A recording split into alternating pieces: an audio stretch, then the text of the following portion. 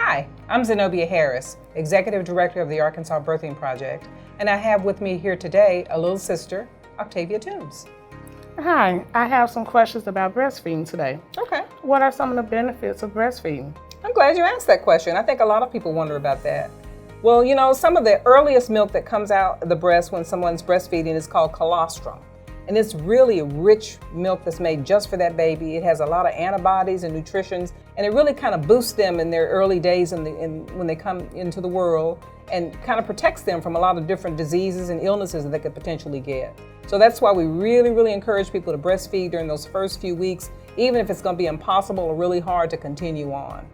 The other thing about breastfeeding that's really important is that breastfeeding protects babies long term against illnesses, various kind of diseases like high blood pressure, heart trouble, cancer, and of course, SIDS.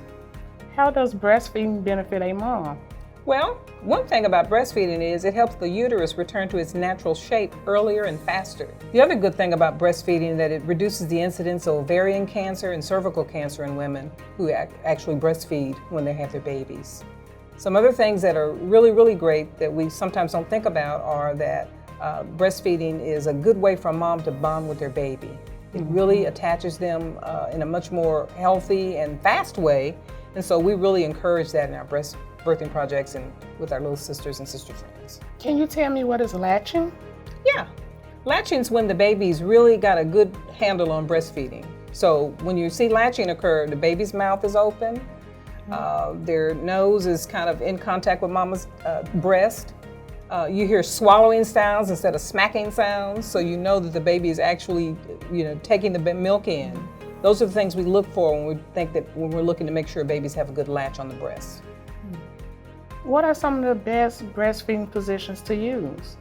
Well, a real common one is called the football hold, where you hold a baby like it's a football, close to the mom, in a very comfortable position. So you want to be comfortable. You can get a pillow to support you if you'd like to, or to support the baby's weight, so that there's not a lot of drag, and then just to relax. How often should I try to breastfeed my baby? That's a real important question. Babies need to be fed on cue. That means they give you the signal when they're hungry.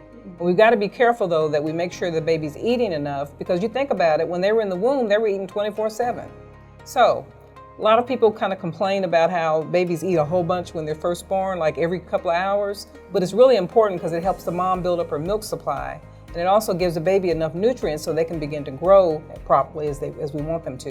We want them to have really good brain development as well as body development. So that's why it's really important that we get them on a regular schedule where they're eating at least 8 times a day. What are some signs that I would know that it's time to breastfeed my baby? Well, babies give us early cues and late cues that they want to eat. When they first are hungry, they kind of start what we call rooting, where they kind of start moving their heads slowly around, open up their mouths, and kind of nudging toward the breast.